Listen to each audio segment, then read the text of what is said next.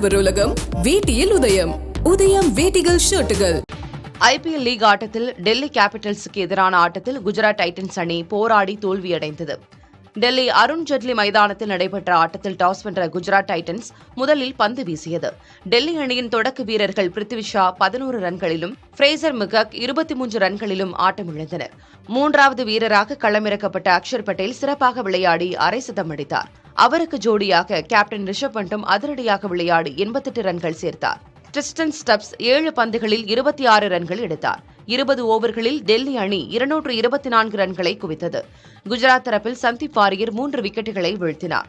தொடர்ந்து விளையாடிய குஜராத் அணியில் கில் 6 ரன்களிலும், ஷஹா 39 ரன்களிலும், சாய் சுதர்சன் 65 ரன்களிலும் ஆட்டமிழந்தனர். அதிரடியாக ஆடி டெல்லி அணிக்கு பெரும் சிக்கலை ஏற்படுத்திய டேவிட் மில்லர் 55 ரன்களில் வெளியேறினார். கடைசி ஓவரில் 19 ரன்கள் தேவைப்பட்ட நிலையில் 14 ரன்கள் மட்டுமே குஜராத் அணியால் எடுக்க முடிந்தது. 4 ரன்கள் வித்தியாசத்தில் டெல்லி அணி வெற்றி பெற ஆட்ட நாயகன் விருதை ரிஷப் பண்ட் தட்டிச் சென்றார்.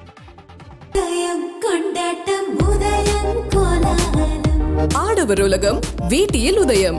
உதயம் வேட்டிகள் ஷர்ட்டுகள்.